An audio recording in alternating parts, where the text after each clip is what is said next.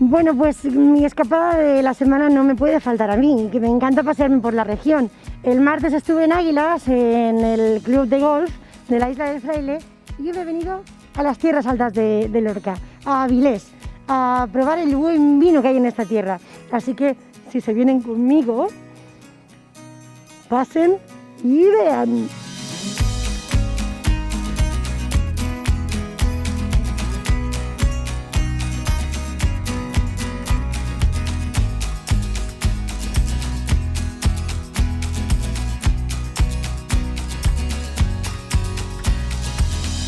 Bueno, y hoy me he venido pues aquí a Bodegas Contreras y voy a hacer una visita guiada como todos ustedes pueden hacer. Voy a mostrarles lo que se puede hacer aquí en estas bodegas de Avilés.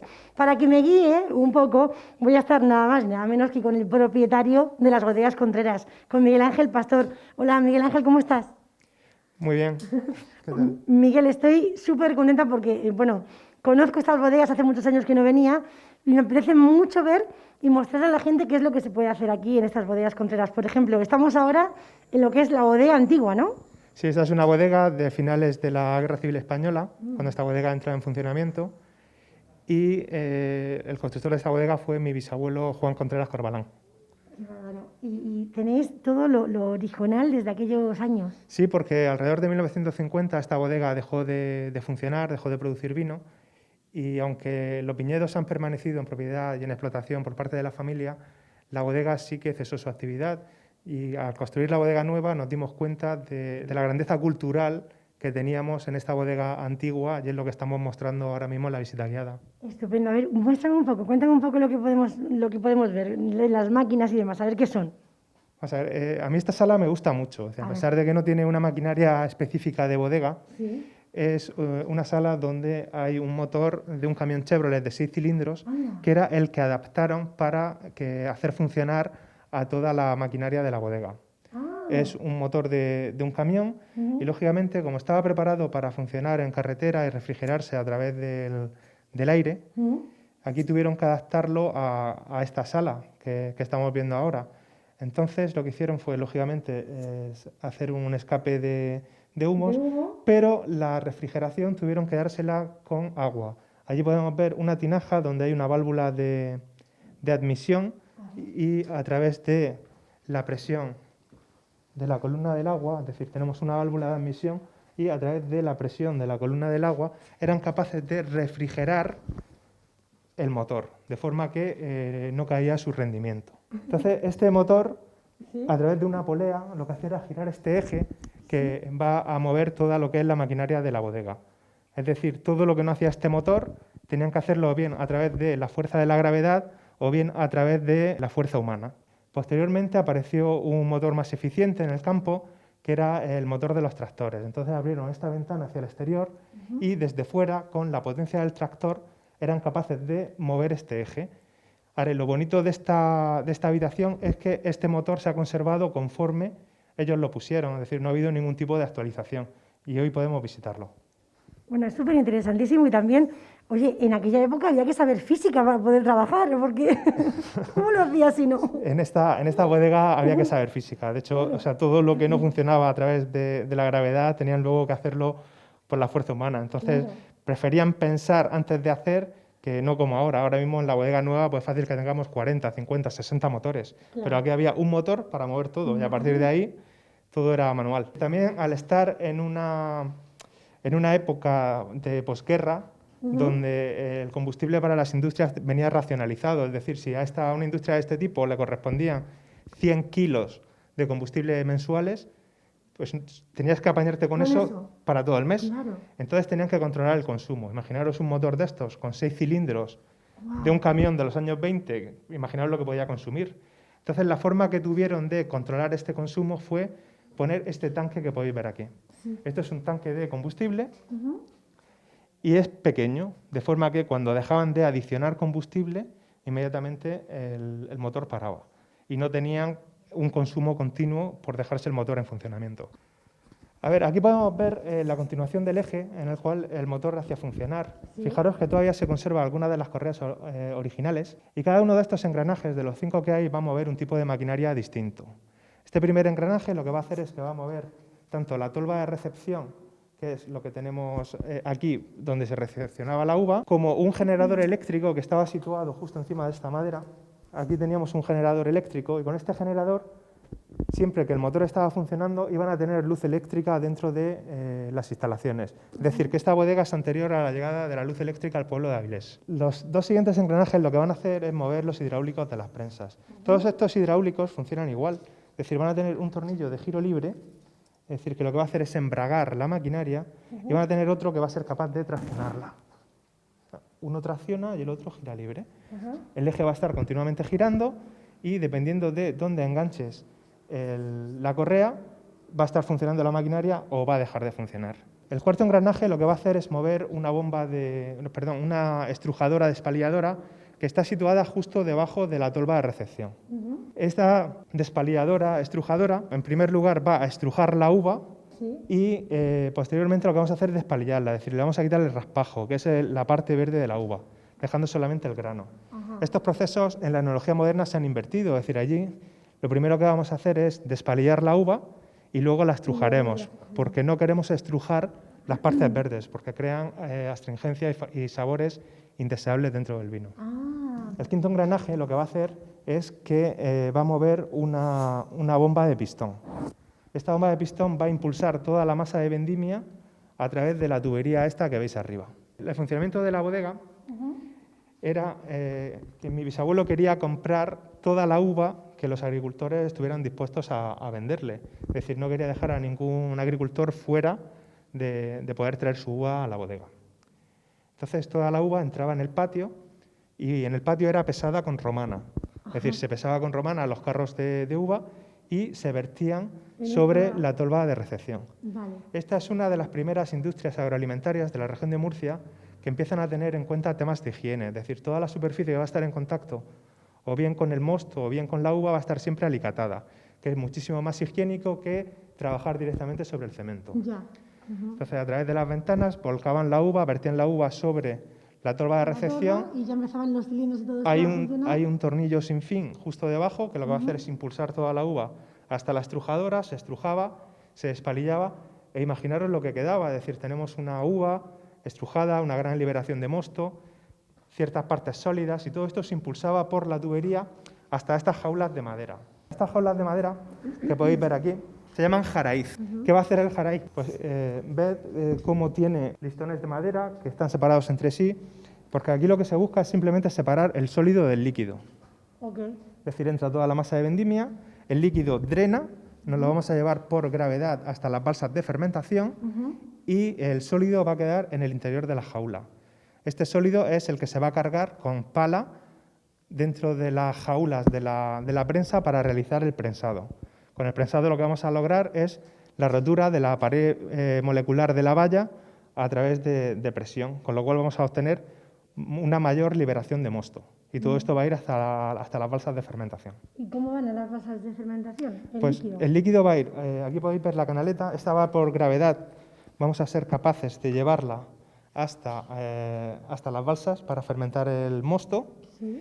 Y luego también lo que se prensa se va a verter sobre esta canaleta y se va a llevar hasta las balsas de fermentación. Una de las cosas más interesantes de esta sala es precisamente el suelo que estamos pisando. Es decir, aquí se crea un estriado natural, un estriado que hace arrastrando los dedos sobre las losas de cemento. Esto lo hacen porque aquí, al golpear toda la masa de vendimia, vamos a tener una gran liberación de líquido y lo que crean es de esta forma un suelo perfectamente antideslizante. Esto también es muy interesante, esto es un sistema de raíles que está inspirado en los ferrocarriles británicos. Entonces, para darle la vuelta a la jaula, utilizaban este círculo. Es decir, viene una jaula, se le da la vuelta y se encara a la prensa. Esto les permite trabajar, en lugar de con jaulas en paralelo, les permite trabajar hasta con 4 jaulas, de forma que mientras 2 están prensando, una está cargando y otra podría estar perfectamente en la puerta descargando. O sea, estas son las jaulas, ¿no? Aquí vendría la jaula para estos círculos que le dan la vuelta, por aquí, y ahí... Y se encararía hasta la prensa. Y aquí iría la prensa. Sí, aquí tenemos unas prensas de fundición, estas concretamente están elaboradas en Alcoy, y aquí podemos ver el cilindro el cilindro que va hendido en este agujero, de forma que una vez que está la jaula posicionada encima, a través de presión de agua, es una presión hidráulica pero no de aceite, una presión de agua, elevaban la jaula hasta el tope de la prensa. Esto les llevaba a que una jaula de estas cargada pesa entre 2.500 y 3.000 kilos. Entonces, cuando empiezas a aplicar fuerza, es decir, esto empieza a subir la jaula. Conforme va liberando líquido, la jaula empieza a disminuir el peso. Claro. De forma que al final, con la misma presión, lo que estás haciendo es sobrepresionando el final de la jaula, porque ha disminuido su peso. Bueno, fijaros que esto era un problema. Aquí podéis ver una rota por sobrepresión. Aquí ha ocurrido eso, es decir, una jaula llena que conforme han ido presionando, han ido liberando líquido, hasta que al final ha disminuido su peso, aplicaban una presión constante y llegaban a reventar la jaula en la parte baja. Esto era por el sistema que tenían de construcción. Pero ahora mismo ya el cilindro pues baja desde arriba, que es mucho más eficiente que tener que elevar toda la jaula con su peso y con su carga. Bueno, para que luego digan que hacer vino, sobre todo en esa época, no era un arte, porque vamos, era arte y física pura, y ciencia. Vino ya hacían los egipcios, increíble, o sea que el vino se ha venido haciendo durante muchísimos años.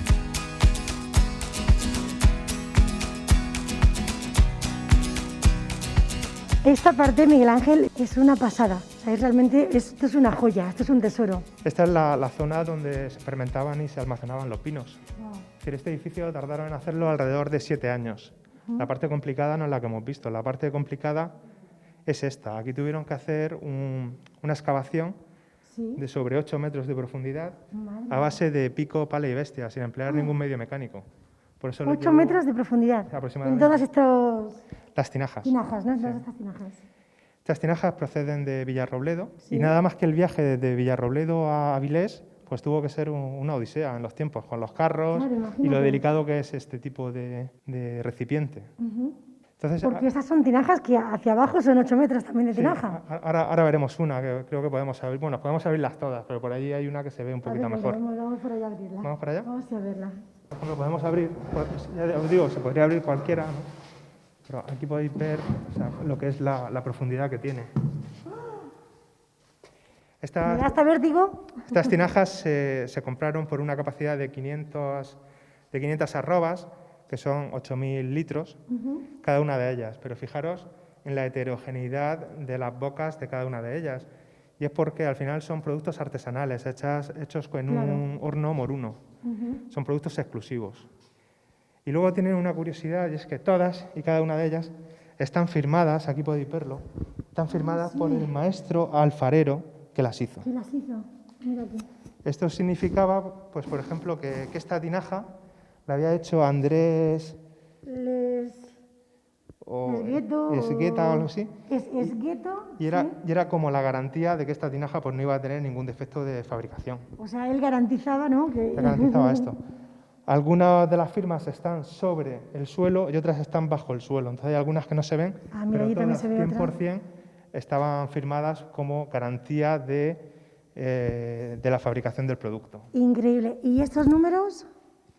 Estos números tienen que ver, son muy curiosos, porque tienen que ver con el número de tinaja. Aquí tenemos hasta 40 tinajas. Sí. ¿Vale?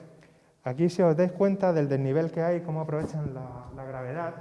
Es decir, aquí tenemos esta es la canaleta que nos hemos dejado atrás y desde allí, con un solo motor, eran capaces de llenar cualquiera de las tinajas. Es decir, esto ya es un logro. Pero, por ejemplo, ¿de ahí llenaban aquella de allí? No. Sin problema, sí. ¿Sin problema? Sí. Aquí fijaros que todas incluyen un mecanismo de doble teja.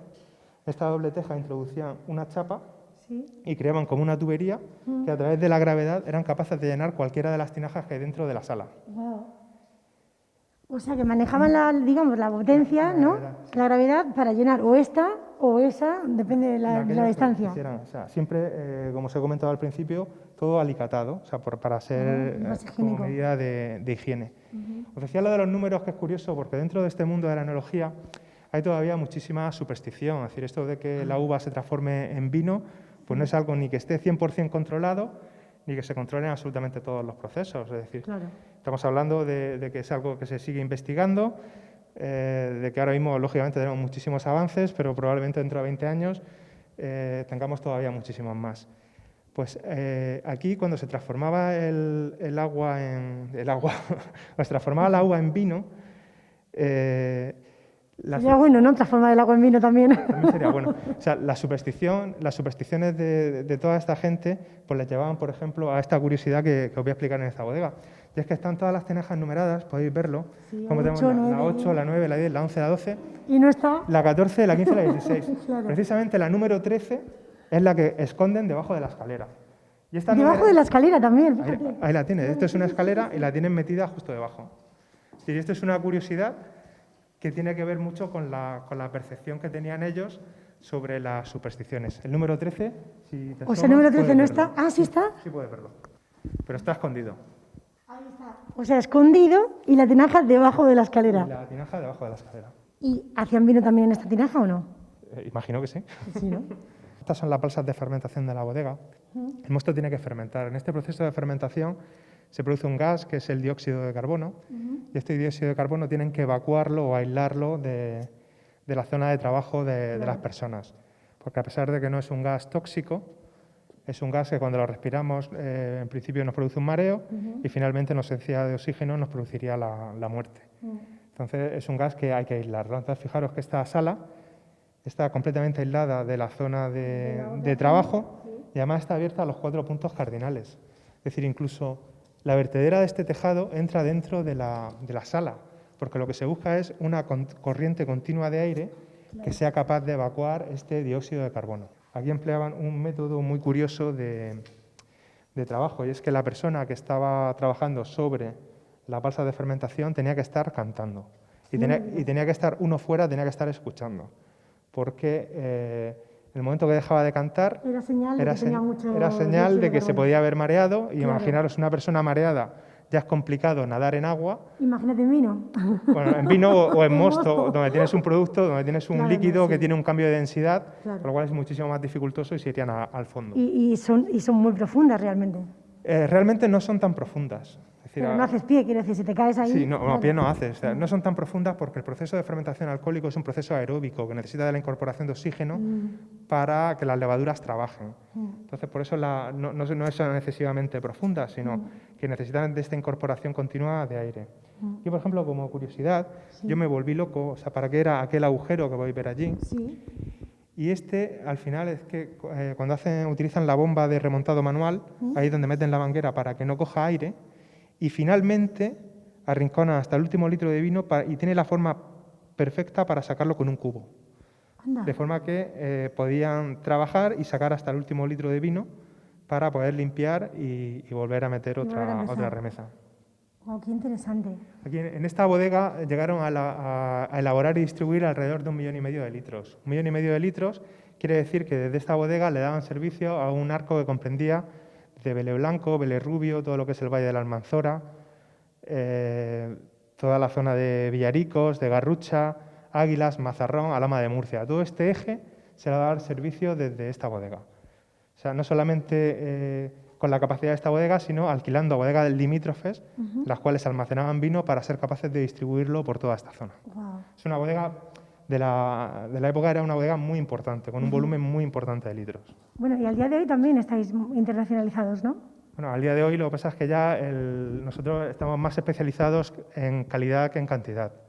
Es decir, nosotros al final tenemos las limitaciones que nos da lo que es la meteorología, es decir, tenemos unos viñedos de secano, con unas piñas muy antiguas, con una limitación en producción. Entonces, para poder obtener un rendimiento de este producto, lo que tenemos que hacer es especializarnos en calidad, más que en cantidad. ¿Y qué cepas utilizáis? Pues ahora mismo estamos utilizando cepas de uva monastrell, que es la autóctona de la zona.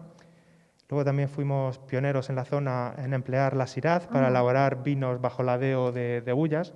Fuimos la primera bodega que elaboró un monovarietal de Syrah bajo la denominación de origen de Bullas. Y también estamos empleando ahora mismo pues, algo de tempranillo. Estupendo. La gente puede venir no solamente a hacer las visitas, sino también a comprar vino aquí. Bueno, puede venir a comprar vino y a probarlo. Y a probarlo. Es decir, porque mis abuelos pensaban que todo el vino que se pudieran llevar puesto los que venían a comprar, pues que ese era gratis. Entonces venía la gente, bebía vino, compraba y con las mismas... se iba contento. Se iba contentísima. Sí, allí no había reclamaciones. Con estas cosas no había reclamaciones, nunca. ¿Hacéis degustaciones entonces? Sí, hacemos cata. Hacemos ¿hacéis cata de vino? cata guiadas. Fantástico. Y para asistir a una cata, por ejemplo, ¿cómo se contactan? Bueno, ahora mismo, lógicamente, es a través de la web. Es decir, donde ellos llaman o escriben un email y nosotros les contestamos. Luego nosotros también tenemos como día fijo de cata es el sábado para grupos pequeños, y luego grupos ya de mayor tamaño, pues lógicamente ya hay que espaciarlos durante la semana. Pero en principio los sábados es donde... Miguel Ángel, este sábado me tienes a mí aquí, ¿eh? La cata. Este sábado tenemos vendimia. Este sábado tenemos vendimia. Entonces, no, bueno, pues tenemos lío. te tengo un grupillo. Muy bien. Y nos queremos ir contentos de aquí.